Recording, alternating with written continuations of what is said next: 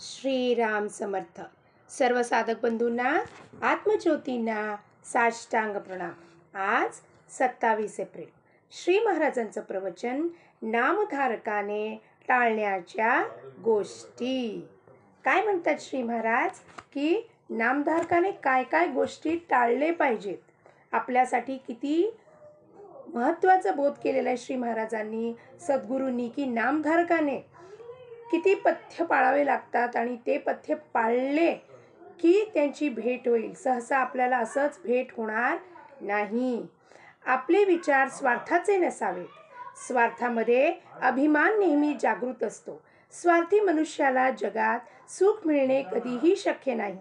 नीतीची बंधने पाळा. परस्त्री माते समान माना. प्रपंचात एक पत्नी व्रताने राहणारे गृहस्थ लोक ब्रह्मचारीच होतं. परद्रव्याची अभिलाषा धरू नका. त्याला विष्ठे समान माना.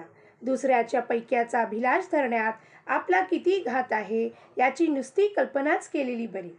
परस्त्री परद्रव्य यांच्याप्रमाणेच परनिंदा ही अत्यंत त्याज्य आहे. परनिंदेने न कळत आपण आपलाच घात करीत असतो.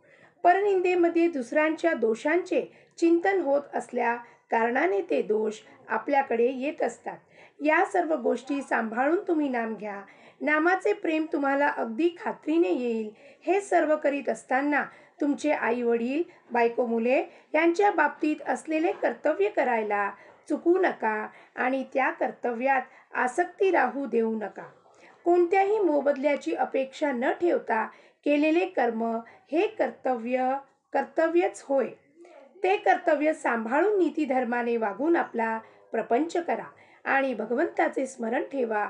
मग तुमचा प्रपंच परमार्थ रूप बनून भगवंताचे प्रेम तुम्हाला मिळेल हा माझा भरवसा तुम्ही बाळगा. प्रपंच हा मिठासारखा आहे. भाकरीत मीठ किती घालायचे असते तर अगदी थोडे, फक्त चवी पुरते. परंतु आपण मिठाची भाकरी करतो आणि त्यात परमार्थाचे चिमूटभर पीठ टाकतो. मग ती भाकरी खाता येईल का? खरे समाधान मिळाल्यावर मनुष्य खेळासारखा प्रपंच करतो. त्यामध्ये तो वर चढला किंवा खाली पडला तरी सारखाच राहील. दुसऱ्याने डाव टाकल्यावर तो आपणही डाव टाकील. पण डाव हरला किंवा जिंकला तरी त्याची त्याला पर्वा राहणार नाही. प्रपंचात अनेक वस्तू आहेत, पण भगवंताजवळ एकच वस्तू आहे. प्रपंचात कितीही वस्तू आणल्या तरी त्या पुऱ्या पडत नाहीत, कारण एका वस्तूच्या आणण्यामध्येच दुसऱ्या वस्तूच्या आणण्याचे बीज आहे. पण भगवंताचे तसे नाही.